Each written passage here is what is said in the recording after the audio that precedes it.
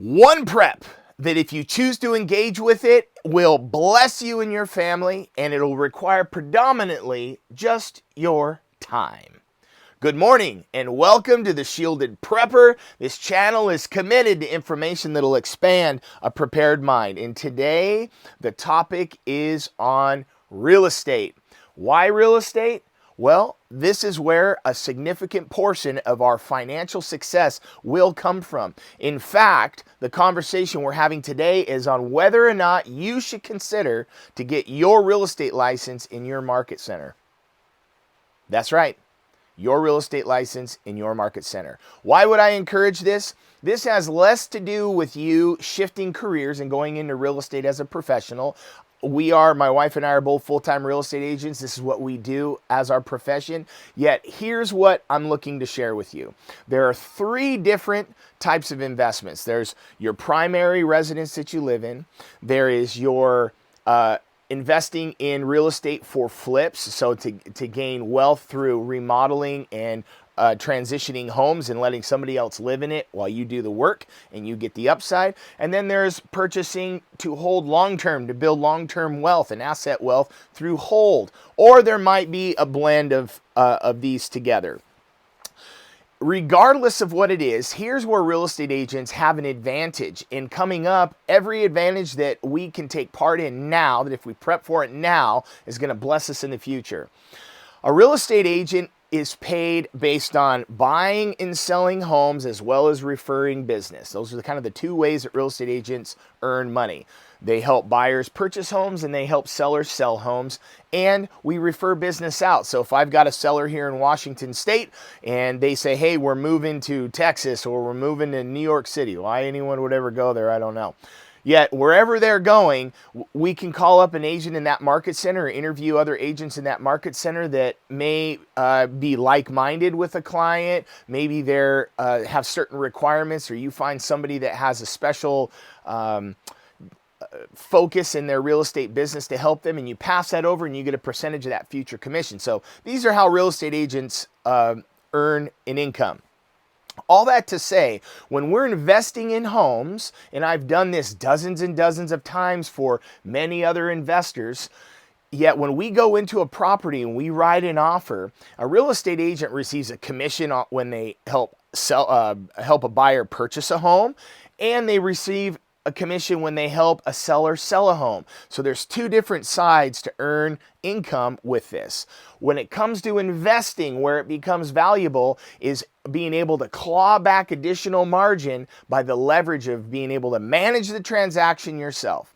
So for instance, if you are looking for your primary residence and you know that wherever you're living now or wherever you're looking to purchase in the future, let's say you desire more land, more rural, private, certain setups, certain configuration of home. Maybe you're looking to have a multi-generational homestead where your parents or family are able to come there and live with you. This is going to be a thing, and it's growing right now. So if that's what you're looking for, you can take advantage of that commissionable value on both sides, which could be anywhere from 5 to 6% of the total purchase price of the home between a buy and a sell.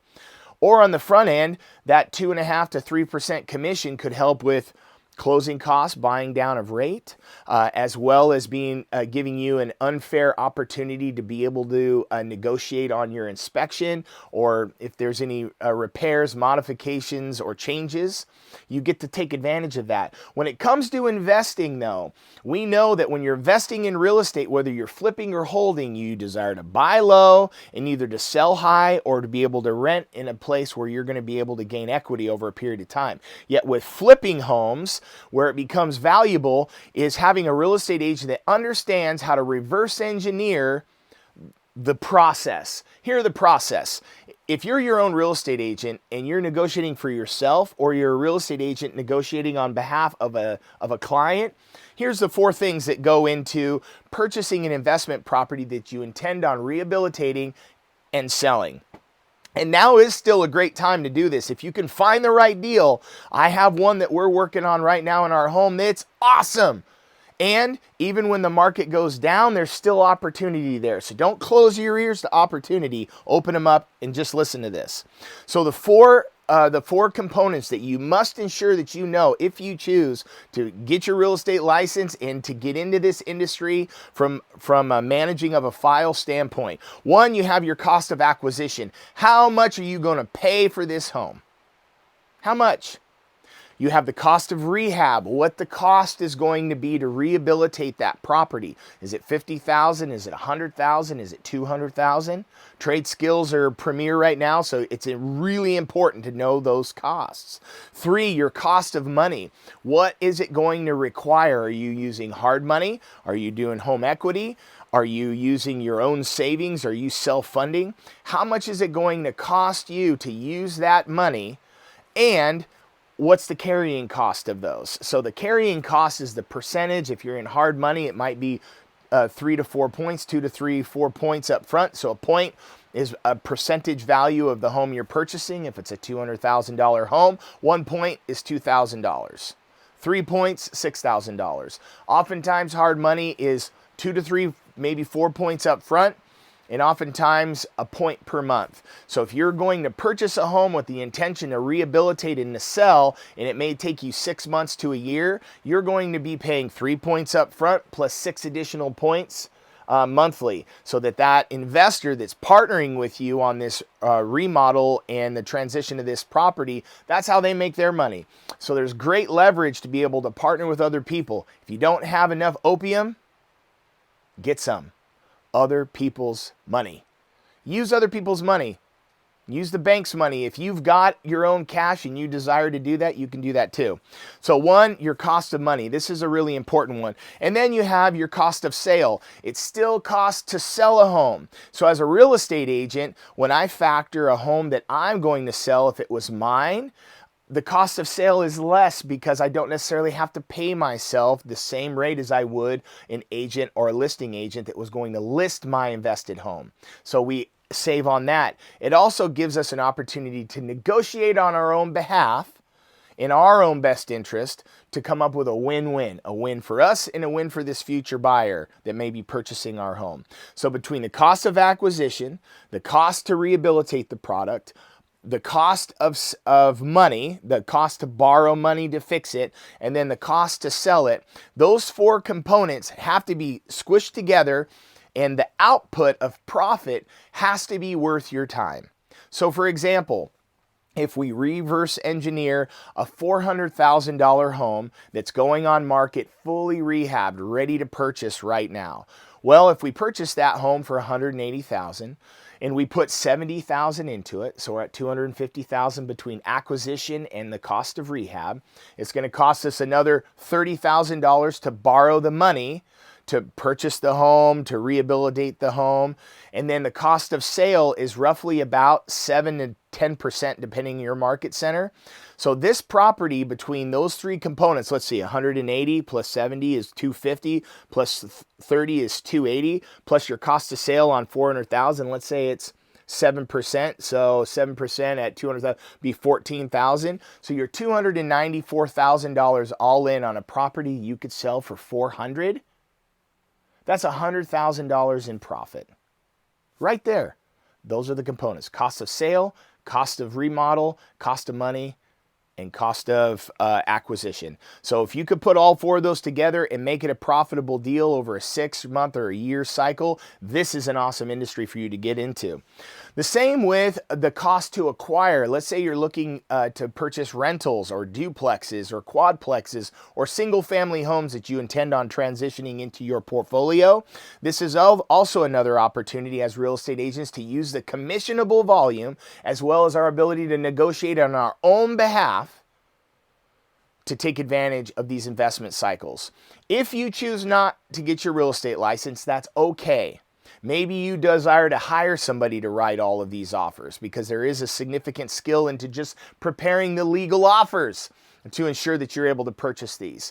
Yet for some of us, that margin, that 3 to 6%, let's call, that we would save on selling a home, because if you desire to do more than 1 a year, maybe you want to purchase 3, maybe you intend on purchasing 5, or maybe you're like the ninja and desire to purchase 100 or 200, or he's got some wild, awesome goals, and they're absolutely achievable, yet it has to start in steps.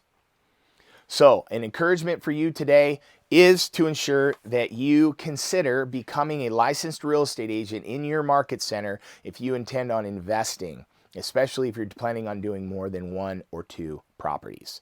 So consider this right now. Start looking up in your local area. If you're not sure what to do, call a local real estate office and ask to speak with their managing broker or their designated broker or whoever their broker on file is, depending on your area, if they call them all the same things. Up here, we would call and ask to speak with their designated broker.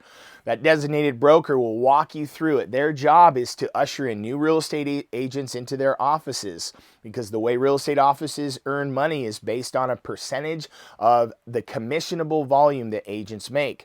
So offices are incentivized to train real estate agents to ensure they can go out and produce an income. If they can produce an income, the offices succeed. So call them. They'll bless you. Okay, a group of scripture that's all connected to how we intend on being investors in the future. This is out of the book of Luke, chapter 14, starting in verse 28.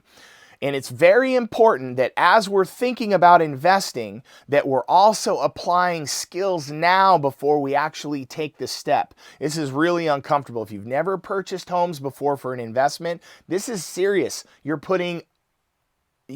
It's serious. You don't have opportunities to make huge mistakes right now. You must ensure that you make wise decisions. You ready? Luke 14, starting in verse 28. And don't begin until you count the cost. For who would begin construction of a building without first calculating the cost to see if there is enough money to finish it? Boy, isn't that wise? Remember, cost of acquisition, cost of rehab, cost of money, cost of sale. What's left over is yours. Don't set out and think, oh, I can do this for $30,000 or I can remodel this for $50,000, and you're not sure. You must ensure that you are intentional about figuring out what that number is.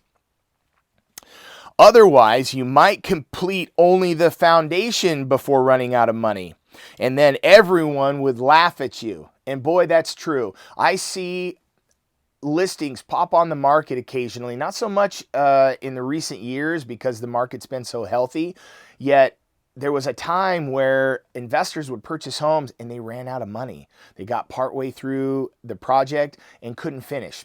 Who knows, for whatever reason. Maybe they ran out of money, maybe there was a sickness or somebody got hurt, or maybe they just miscounted.